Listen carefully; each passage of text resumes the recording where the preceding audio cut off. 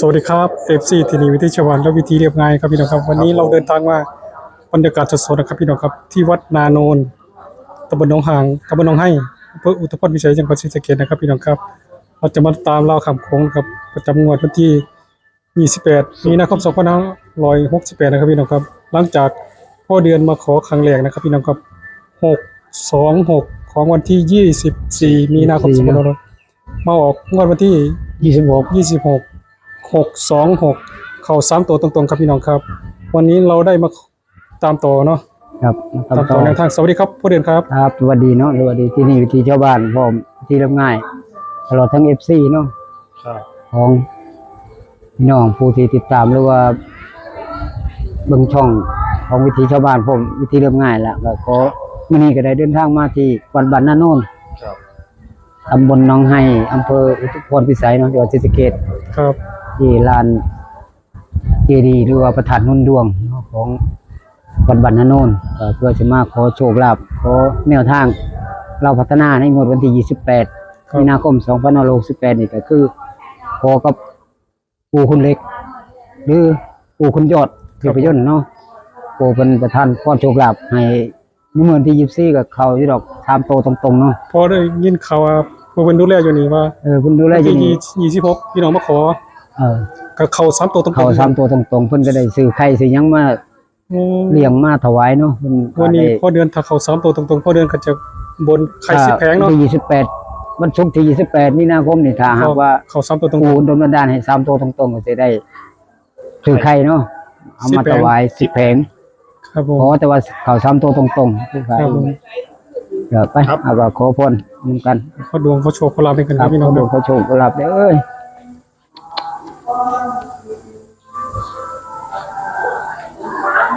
ไม่อยู่ฝั่งนี้กินฝั่งนี้เลยโอ้ฝั่งนี้ก็มันแนบเห็น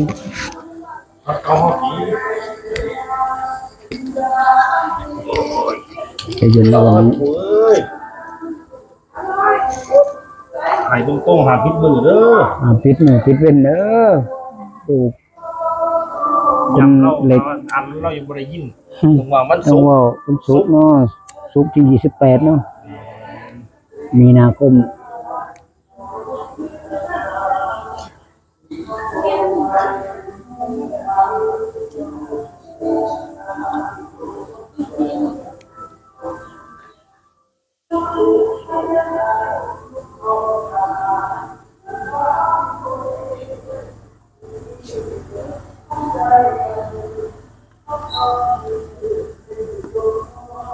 ครับพ่อเดือนกำลังจะจุดธูปบอกเกล่าวปู่คุณยอดปู่คนเล็กเทพยนต์ครับพี่น้องครับหลังจากพ่อเดือนมาขอนะครับพี่น้องเป็นครั้งแรกนะครับพี่น้องครับเมื่อประจำวันที่24มีนาคม2568นะครับพี่น้องครับจุดธูปมงคลได้626ครับพี่น้องครับแต่ว่าวันนั้นบ่ออกแต่ว่าผมก็ทำคลิปย้ำให้พี่น้องเอาเลขจะออกตามหลังเด็กพ่อเดือนเนาะครับเอาตามหลังเขาบ่ออกวันที่26มีนาคม2568นะครับ626ตรงๆครับพี่น้องครับวันนี้เฮามาตามกันต่อครับพี่น้องครับพ่อเดือนครับสาธุสาธุสาธุนะโมตัสสะภะคะวะโตอะระหะโตสัมมาสัมพุทธัสสะนะโมตัสสะภะคะวะโตอะระหะโตสัมมาสัมพุทธัสสะนะโมตัสสะภะคะวะโตอะระหะโตสัมมาสัมพุทธัสสะอุหูมาลตังอิทะจะอิจทะอานิทัสนะอัปปะปฏิฆา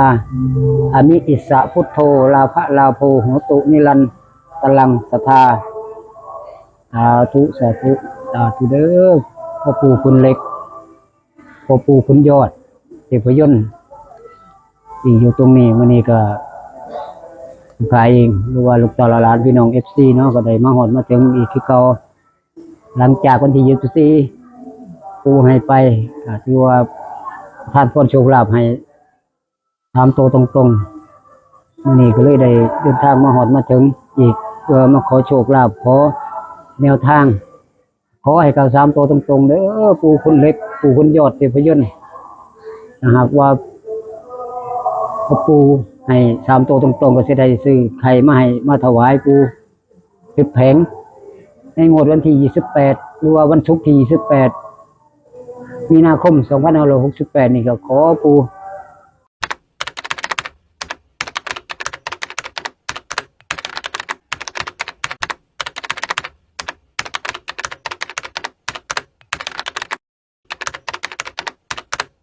ดลบันดาลโชคลาภในแก่ FC ให้แก่ผู้ค้าที่ฮู้แจ้งเป็นจริงเด้อปู่เอ้ยถ้าหากว่าเขา3ตัวตรงๆผู้ค้าเองก็ได้นำไข่มาถวายตามคำมั่นสัญญาเนาะที่ได้กล่าวบอกไว้ก็ขอปู่คุณเล็กหรือว่าปู่คุณยอดเทพยนต์จงดลบันดาลโชคลาภให้เขา3ตัวตรงๆหรือว่า2ตัวนะขอให้เขา3ตัวตรงๆเลยเด้อได้งวดในวันศุกร์ที่28มีนาคม2568นี้เราพัฒนาตามโคงเด้อปู่คุณเล็กเอ้ยว่าคุณยอดเทพยนต์ดลบันดาลโชคลาภให้คือเก่าขอให้เขา3ตัวตรงๆปู่สิให้ตัวใดก็ขอให้ฮู้ขอให้เห็นในทูปมงคลทูปเสียงไทยแล้วมีไปขอบารมีสิ่งศักดิ์สิทธิ์หรือว่าบารมีเนาะพระธาตุนนดวงหรือว่าสถานที่ศักดิ์สิทธิ์ตรงนี้ก็ขออนุญาตเพื่อสิได้มาขอโชคลาภคือว่าขอพรจากปู่คุณเล็กหรือปู่คุณยอดเทพยนต์ในมื้อนี้ก็เองครับในมหรมาถึงขอบารมีปู่จงดลบันดาลให้ฮู้เห็น3ตัวตรงๆเด้อปู่เด้อสาธุสาธุ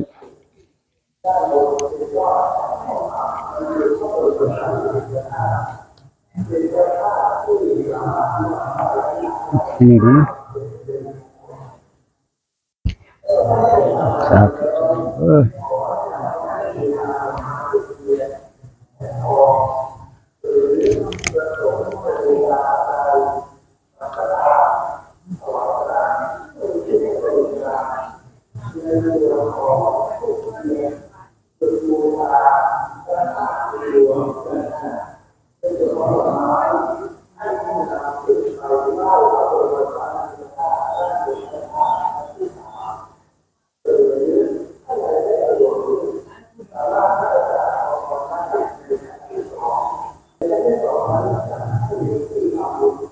สาธุสาธุสาธุนะโมตัสสะภะคะวะโตอะระหะโตสัมมาสัมพุทธัสสะนะโมตัสสะภะคะวะโตอะระหะโตสัมมาสัมพุทธัสสะนะโมตัสสะภะคะวะโตอะระหะโตสัมมาสัมพุทธัสสะสาธุสาธุสาธุเด้อปู่คุณเล็กเทพยนต์ปู่คุณยอดเทพยนต์มื้อนี้ผู้ค้าเองก็ได้มาฮอดมาถึงเพื่อมาขอพรขอโชคลาภเราพัฒนาในงวดวันที่28มีนาคม2568นี้ขอให้ปู่จงเปิดโชคเปิดลาภลูกหลานได้รับโชครับชัยหรือว่าให้เขาให้หวยเห็นเด้อในถูกมงคลถูกเสียงไทยแล้วมีขอ3ตัวตรงๆเด้ ทุ อก ครั้งไม่ใช่ทุกสีนะ ขอปู่คนเล็ก วันนี้ ว่าปู่คนยอดเทพยนต์ที่มีชื่อมีเสียงที่เป็นใหญ่เป็นโตเนาะขอบารมีปู่จงดลบันดาลให้ถูกเสียงไทยแล้วมีล่ะปู่ใส่ตัวใดก็ขอ3ตัวตรงๆถ้าหากว่าลูกหลานได้รับโชครับชัยในงวดวันที่28วันศุกร์ที่28มีนาคมนี้ก็ถ้าหากว่าปู่ให้3ตัวป้าก็จะได้ซื้อไข่10แผงเพื่อสิได้มาถวายมาให้ปู่ท่านก็ขอปู่ย่าหรือว่าปู่คุณยนต์ปู่คุณเล็กปู่คุณยอดจงดลบันดาลโชคลาภนี่เด้อขอให้เห็น3ขอให้เขา3ตัวตรงๆสาธุหมดอันนี้ทำไม ครับพี่น้องครับหลังจากพ่อเดือนได้บอกเกล่าวปู่คุณยอดปู่คุณเล็กแล้วก็จุดทูปเสียงใต้เลยให้พ่อเดือนเอาถึงความรู้สึกแล้วก็พ่อเดือนฝันดีนำ เนาะ ครับ ว่าเรื่องความฝันคนสิมานี่เนาะก็พี่น้องสิเชื่อหรือบ่ก็บ่เป็นหยังเพราะว่าผมก็สิเว้าตามความฝันของผมเองเนาะ ครับ เมื่อคืนก็ฝันอยู่ดอกแต่ว่าก็บ่ได้คิดว่าสิมานี่ดอกคือฝันเห็นร่างปูนน่ารักทั้งสอง โอ้ คนนี่ล่ะ2ท่านนี่ล่ะว่าเห็นแต่รูปร่างเพิ่นมันเห็นแนมขึ้นไปสิเน้นเห็นเพิ่นยืนอยู่นะ แต่เพิ่นก็บ่ได้เว้าหยังดอกคือเห็นรูปร่างเห็นตั้งอยู่นี่ล่ะปู่คนเล็กปู่คนยนต์นี่ล่ะปู่คนยอดนี่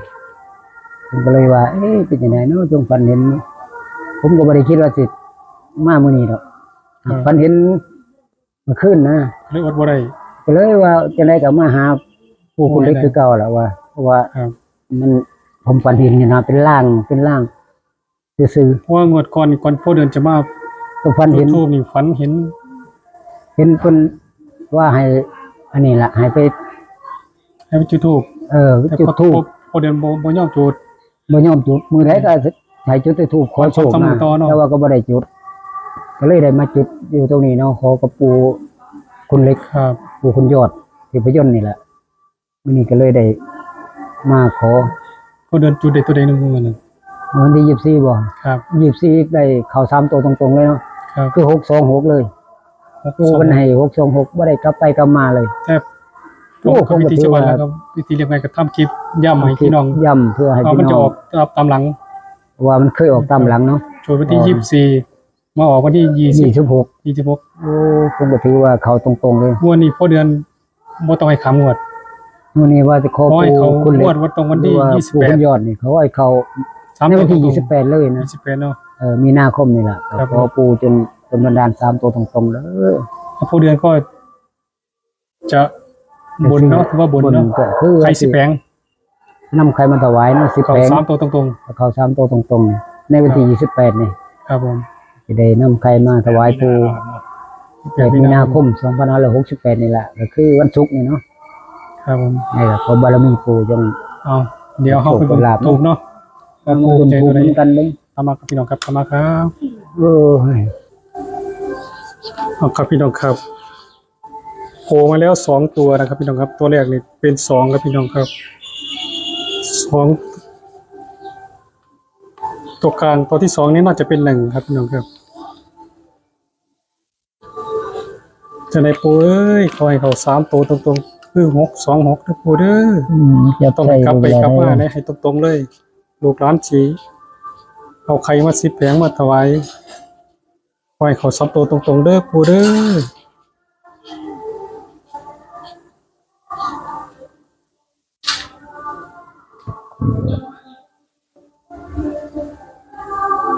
มาลูกพี่ดงเขาไว้เลยเขาไว้อะไรกัน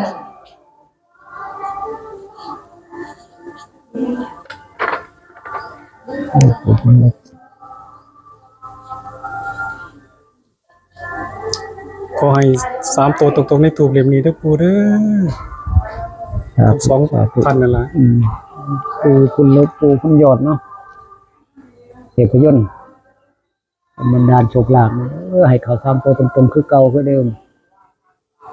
ให้มาฮอดมาถึงมา ให้ ขอ เขา บา สาร มี เลยเนาะพอเดือนเนาะ ถึงชาคนรวยมีซื้อมีเสียง อย่าให้ขามงวดเด้อย่า ให้ ให้ คำงวดจะได้กับ ให้เขาวันที่28มีนาคม 28นี่ 2568เด้ ที่28นี่ก็ขอให้เขาที่28ตรงๆเลยเขา3ตัวตรงๆเพื่อจะได้นำใครมาถวายปู่คนเล็กหรือว่าปู่คนยอดเทพยนต์มีชื่อมีเสียงปกปักรักษาเป็นไงเป็นโตอยู่ตรงนี้ก็ดีผู้ชาเองเนาะ นะครับตัวสุดท้ายน่าจะเป็น4นะเพราะว่า214 โอ้แมนซีเลยละ งามมากเลยครับพี่น้องครับพอเดือนเป็นยังไงบ้างเห็นตัวเลขแล้ว เอาเลขนี้เนาะ งามเนอะ 214ก็ถือว่างามในเลขนี้เนาะงาม งามเฮง งามอยู่งามเฮงอยู่ถ้าเป็นซีเลย วัน เนาะ นี้ทำไมพ่อเดือนได้ทูบสี ก็ ชมพูตามกำลังวันใช่ไหม ตัวประเดตามกำลังวันก็คิดว่าจับเอาเลยนะ อืม ตัวประเดตั้งใจว่าจะเอาสีนั้นสีนี้เนี่ยนะ โอ้ เห็นอยู่ในถ้วยก็เลยยกมาเลยทำมาเลย ทัวงามเฮงนะครับพี่น้องครับ เดี๋ยวว่าผม 214 ก็บ่ได้ว่าสิเอาสีนั้นสีนี้ดอกมันก็คิดว่ามันอยู่ในถ้วยแล้วก็ยกมาเลยนะ จะได้ขอให้เขาสามตัวตรงๆคือ โอ้ยเขาทำตรง 626ให้พี่น้องเด้อ ซึ่งวันที่24เนี่ยเด้อ โอ้ยโอ้ย ปูยอดนะไอ้ปูคุณเล็กปูคุณยอดนี่ล่ะเทพยนต์บรรดาลโชคลาภนี่นี่เตาะ 214ล่ะ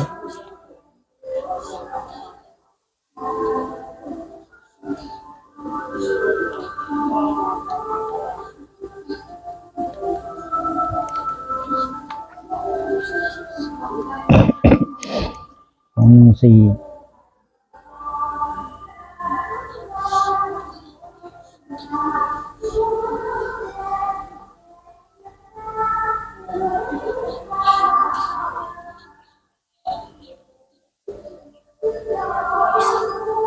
เป็นก็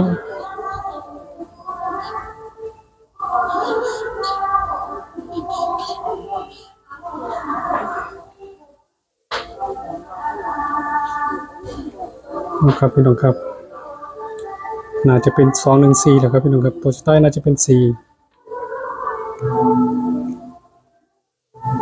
นั่นละแม่นละ น่าจะเป็น214ครับพี่น้องครับ 214เนาะ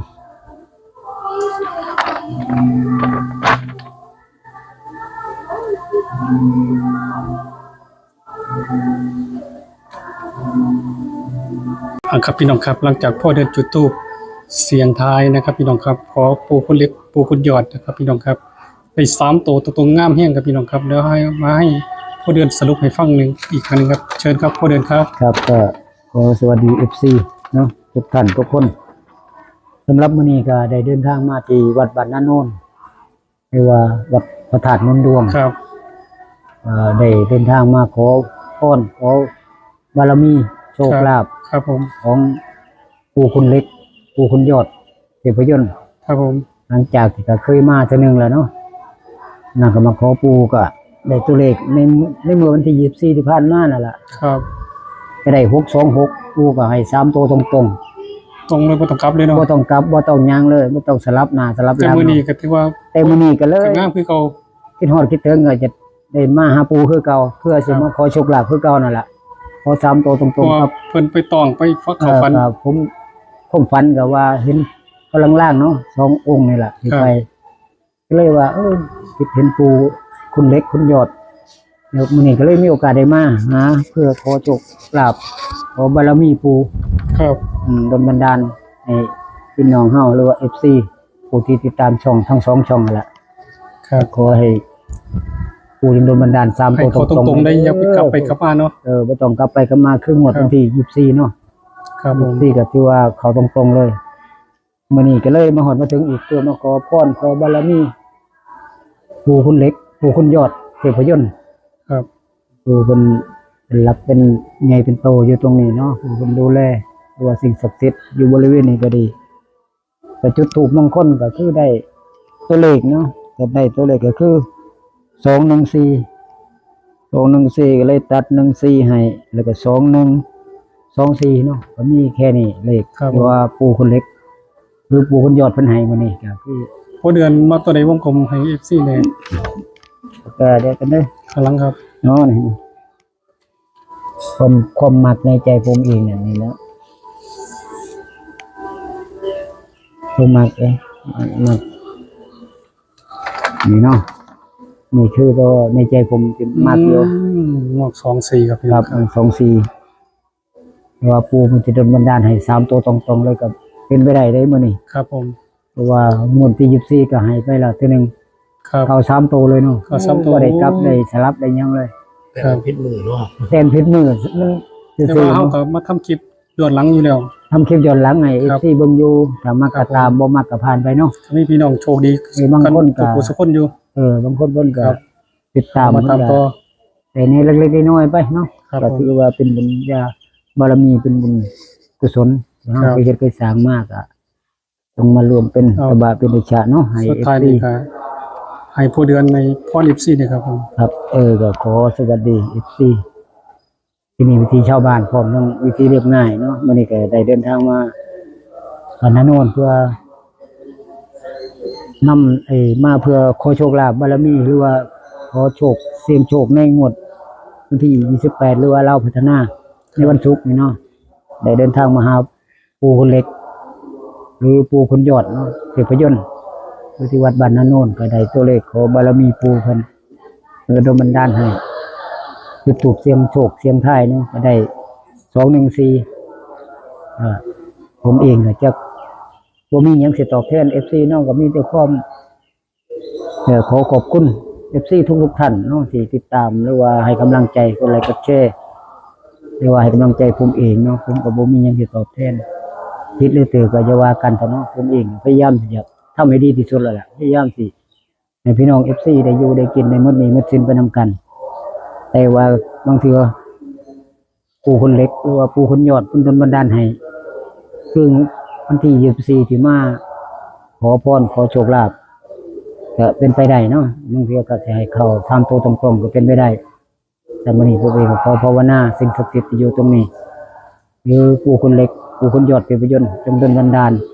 จงนำไปปกปักรักษาหรือว่าดูแล FC พี่น้องที่อยู่ต่างอำเภอต่างจังหวัดจงมีแต่โชคชัยเด้อจงมีแต่สิ่งดีๆเข้ามาในชีวิตในครอบครัวขอมีความสุขความเจริญขอให้เข้า3ตัวตรงๆปู่ดลบันดาล2568นี่ก็คือวันศุกร์ที่สิฮอดนี่เนาะขอปู่คุณเล็กคุณยอดจงดลบันดาลเมตตาประทานพรโชคลาภให้ FC ได้รับโชครับชัยขอปังๆเฮงๆขอภาวนาสาธุสาธุ ที่นี่วิธีชาวบ้านแล้วก็วิธีเรียบง่ายก็ต้องขอขอบคุณพ่อเดือนนะครับพี่น้องครับที่มาให้ยาแนวทางโชคลาภกับปู่คุณเล็กปู่คุณยอดที่วัดนาโนนตำบลหนองไห้อำเภออุทุพรพิสัยจังหวัดศรีสะเกษนะครับพี่น้องครับหลังจากพ่อเดือนมาจุดธูปงวดประจำวันที่24/6/26มาออกย้อนหลังนะครับพี่น้องครับแต่เฮาก็ทำคลิปให้พี่น้องอยู่แต่พี่น้องก็ได้บ่ได้พบได้ปนหลายคนอยู่ต้องขอบคุณพ่อเดือนนำครับพี่น้องครับและที่ขาดบ่ได้เลยก็คือขอบคุณ FC นะครับพี่น้องครับพี่น้องที่เขามาเบิ่งเขามากดไลค์กดแชร์กดติดตามเนาะ ครับ ที่ขาดบ่ได้เลยอีนี้น่ะคือ FC 14เนาะ ครับ โอ้เพิ่นให้กำลังใจ ให้กำลังใจทุกผู้ทุกคนนะครับพี่น้องครับวันนี้ก็ขอให้เขา3ตัวปังๆคือเก่าคือเดิมคือ626เด้อปู่เยอะ ตรง ปู่ คน เอ้ย เยอะปู่คนเล็กปู่คนยอดมันดาลให้ FC ได้หมดหนี้หมดสินไปใน ครับผม ผมภาวนา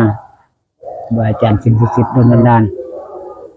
คลิปนี้ก็ไว้สำหรับสักคนเนาะ ครับก็ขอ ครับ มัน ขอ สาธุ โชคดีวันดีเฮงๆปังๆร่ำรวยรวยๆไปด้วยกันสวัสดีครับ